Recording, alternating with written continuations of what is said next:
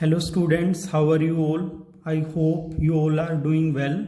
So in the last video we discussed about the asexual reproduction and its different type. Today we will discuss about the sexual reproduction. So sexual reproduction involve formation of male and female gamete. All of you know that in the sexual reproduction male and female are prerequisite. Two opposite sex individual will be participate in the sexual reproduction. They will form the gamete, different type of gamete. One will be male gamete, that is commonly known as sperm or pollen grain in the case of plant, and female will produce ova or egg, and those both will fuse with each other to form a viable zygote. That reproduction is known as sexual reproduction. But उसमें क्या क्या events होते हैं वो हम आज discuss करेंगे. Sexual reproduction का जो इंट्रोडक्शन है स्टार्टिंग में, मतलब उसके बारे में जो जर्नल व्यू है वो हम इस लेक्चर में लेंगे. तो सबसे पहले देख लेते हैं, कोई भी इंडिविजुअल जब पैदा होता है तो क्या करता है, सबसे पहले उसका एम रहता है कि वो ग्रो करे. That period of growth is called juvenile phase. मतलब जब भी कोई इंडिविजुअल पैदा होगा सबसे पहले वो ग्रो करेगा और उस ग्रोइंग फेज को हम जुवेनाइल फेज बोलते हैं, और vegetative phase in the case of plant. So growing phase in plant is known as juvenile phase and in plants that will be known as vegetative phase. Juvenile और जो vegetative phase है वो क्या करेगा, वो आपका प्लांट टू प्लांट है, animal to animal बहुत ही ज्यादा वेरी करेगा. और वो किसी में बहुत छोटा हो सकता है, किसी में बहुत बड़ा हो सकता है. वो डिपेंड करेगा उस प्लांट के ऊपर कि वो किस स्पीसीज से, या उस एनिमल के ऊपर कि वो किस स्पीसीज से बिलोंग करता है. तो यहाँ पे अगर हम एग्जाम्पल लें, सबसे पहले जो एक कॉमन एग्जांपल है बेम्बू का, वो क्या करता है, बेम्बू 50 to 100 ईयर में एक बार क्या करता है, मतलब जब फर्स्ट टाइम वो सेक्सुअल रिप्रोडक्शन करता है तो उसकी एज 50 से 100 ईयर के बीच में होती है. पर non primate animal like cow, sheep, rats, deer, dog, tiger, ये नॉन प्राइमेट एनिमल्स कंसीडर किए जाते हैं. इनके अंदर क्या होता है, इनके अंदर जो साइक्लिक चेंज आएगा फीमेल के अंदर, ये बात आपको ध्यान रखनी है, फीमेल के अंदर साइक्लिक चेंजेस आते हैं. तो उस साइक्लिक चेंज को हम ओस्टेरस साइकिल बोलेंगे. और जो आपके प्राइमेट्स हैं लाइक वी और मोंकी और एप्स, तो इन एनिमल्स की जो फीमेल हैं उनके अंदर मेंस्ट्रुअल साइकिल बोला जाता है. जो साइक्लिक चेंजेस होंगे उसको कंसीडर करेंगे. तो जो ओस्टेरस साइकिल पोजेस करने वाली फीमेल हैं वो सीजनल ब्रीडर होती हैं. जब एग रिलीज होगा तभी वो सेक्सुअल मेटिंग अलाउ करेंगी. लेकिन जो मेंस्ट्रुअल साइकिल पोजेस करती हैं वो female through out the year reproductive रहती हैं. जब भी एग रिलीज होगा, मतलब उनके अंदर एग रिलीज होता रहता है एक स्पेसिफिक ड्यूरेशन के बाद, तो वो आपकी सेक्सुअली एक्टिव रहती हैं.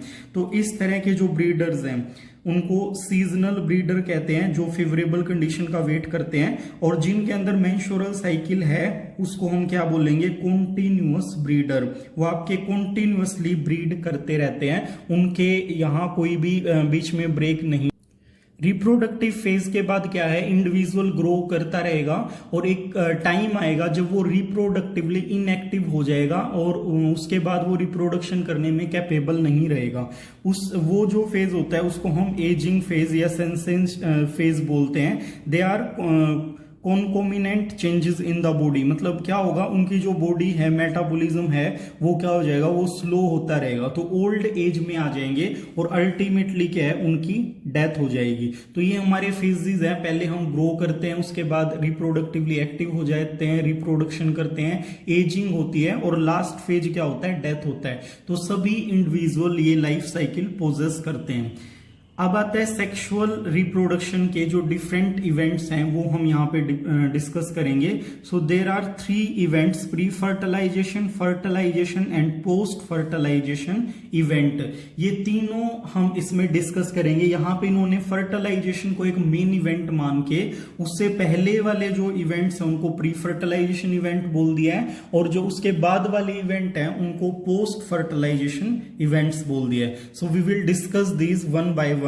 सो first of all pre fertilization event. अब आप लोगों को पता है कि फर्टिलाइजेशन होने से पहले क्या होना चाहिए, गैमेट की फॉर्मेशन होनी चाहिए और उन गैमेट को आपस में मिल जाना चाहिए। ये प्री रिक्विसाइट है फर्टिलाइजेशन का। तो यही दो जो आपके इवेंट्स हैं ये प्री फर्टिलाइजेशन इवेंट कंसीडर होते हैं। तो two main pre fertilization event are gametogenesis and gamete transfer. तो दो इवेंट प्री फर्टिलाइजेशन इवेंट के अंडर हम स्टडी करेंगे। First is gametogenesis, formation of gamete is known as gametogenesis. Genesis होता है किसी चीज का बनना, तो गैमेटोजेनेसिस मतलब जो आपके एग या स्पर्म है उनकी फॉर्मेशन होना, उनके उसी प्रोसेस को हम गैमेटोजेनेसिस बोलेंगे। तो मेल और फीमेल दोनों अलग अलग तरह के गैमेट बनाएंगे, तो उसी मतलब उसी बेसिस पे हम उसको स्पर्मेटोजेनेसिस या oogenesis बोल देते हैं। लेकिन जो आपके गैमेट होते हैं उनकी स्ट्रक्चर के बिहाफ पे हम क्या करते हैं, उन गैमेट्स को भी कैटेगराइज कर देते हैं। जैसे अगर दोनों गैमेट मेल और फीमेल गैमेट अगर सिमिलर हैं, so they will be known as homogametes. उनको हम होमोगैमेट्स या आइसोगैमेटिक कंडीशन बोलेंगे। अगर दोनों मॉर्फोलॉजिकली, मॉर्फोलॉजी क्या होती है, एक्सटर्नल जो उनकी स्ट्रक्चर है उसके बारे में बात कर रहा है ये, तो टू मॉर्फोलॉजिकली डिस्टिंक्ट टाइप हेटेरोगैमेट्स, उनको हेटेरोगैमेट्स बोलेंगे क्योंकि वो अलग अलग हैं। उस केस में मेल गैमेट जो है that will be called as antherozoid और स्पर्म, और female gamete will be called as egg और ovum. Sexuality in animals, sexuality का मतलब है यहाँ पे कि एक ही बॉडी के अंदर दोनों सेक्स प्रेजेंट हैं या दोनों सेक्सेस जो है मेल फीमेल वो अलग अलग बॉडी के अंदर प्रेजेंट है।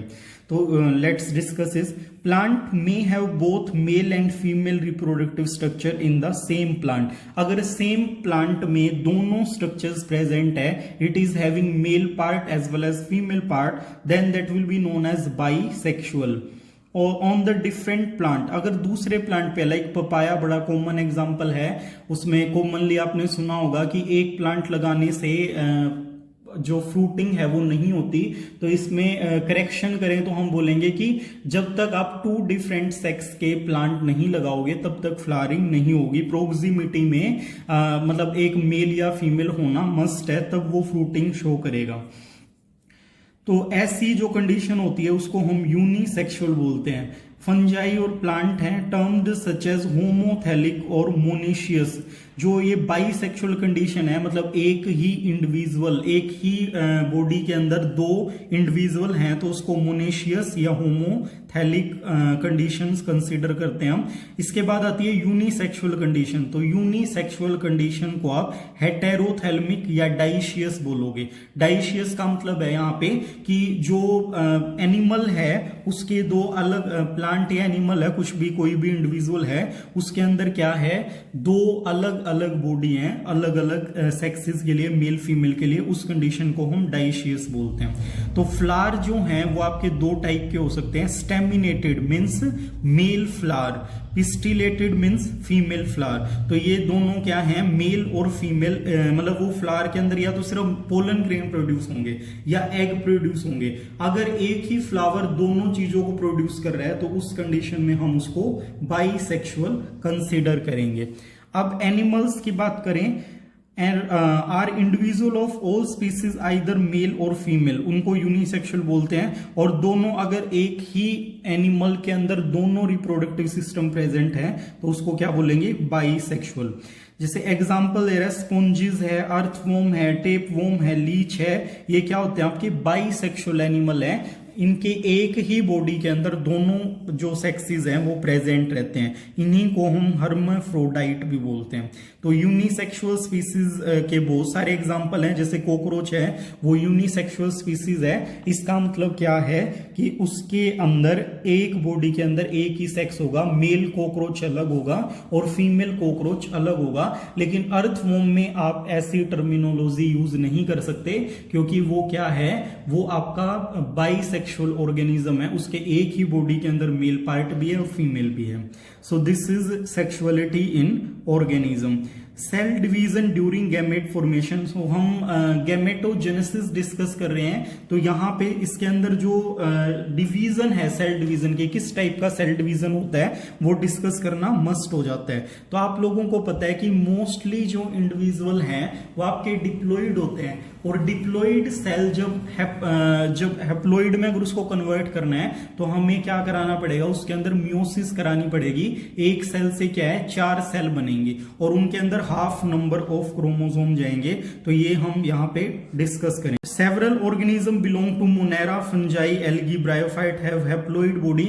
अब ये पहले एग्जांपल दे रहा है हैप्लॉइड बॉडी वाले ऑर्गेनिज्म की कि ये हैप्लॉइड है।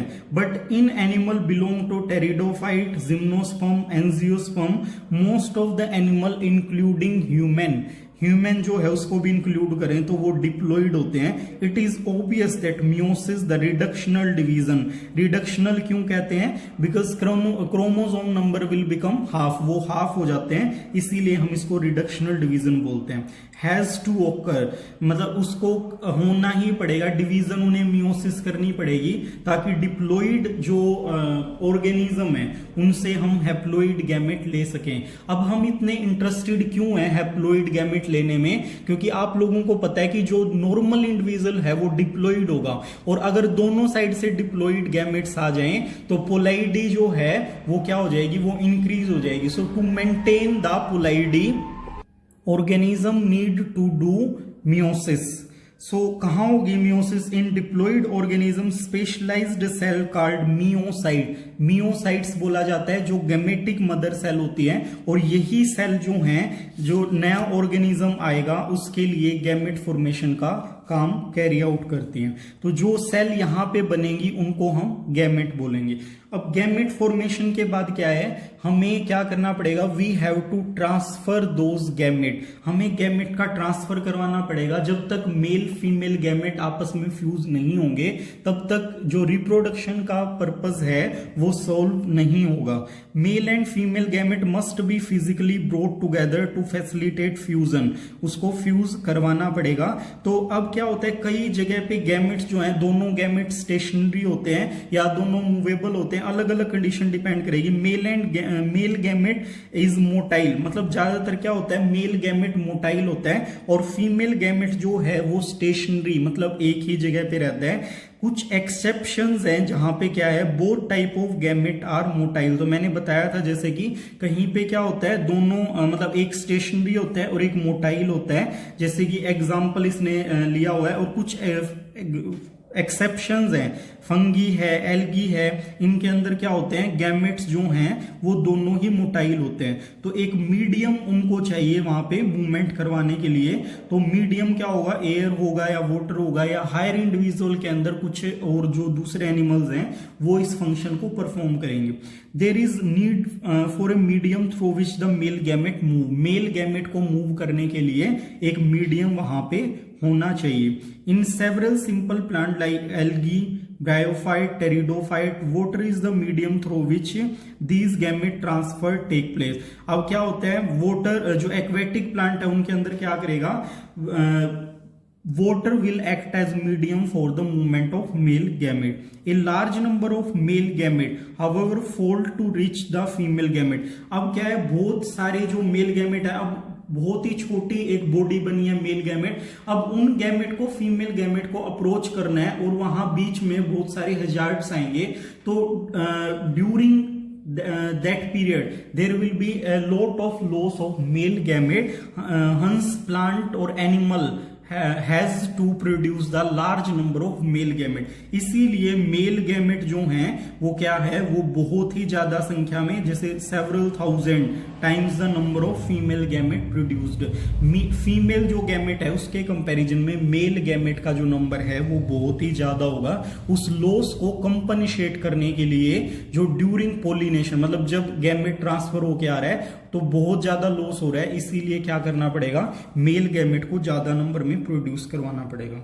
इन seed plant pollen grain are carriers of male gamete and ovule has the egg.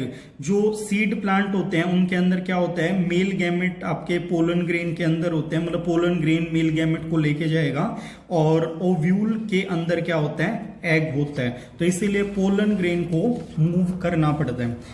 We transfer to the stigma, male gamete को हम स्टिग्मा तक लेके आएंगे। In bisexual self fertilising plant, bisexual जिनके अंदर मेल फीमेल पार्ट दोनों है, transfer of pollen grain to stigma is relatively easy as anther and stigma are located close to each other. जो मेल फीमेल पार्ट है दोनों एक दूसरे close हैं, तो पोलन ग्रेन अपने आप डस्ट हो जाएगा, तो इजीली वहां पे पोलिनेशन परफॉर्म हो जाता है। इन क्रॉस पोलिनेटिंग प्लांट, जहां पे डाइशियस कंडीशन है या फ्लावर जो है वो यूनिसेक्सुअल है, वहां पे स्पेशलाइज्ड इवेंट की जरूरत होती है पोलिनेशन के लिए।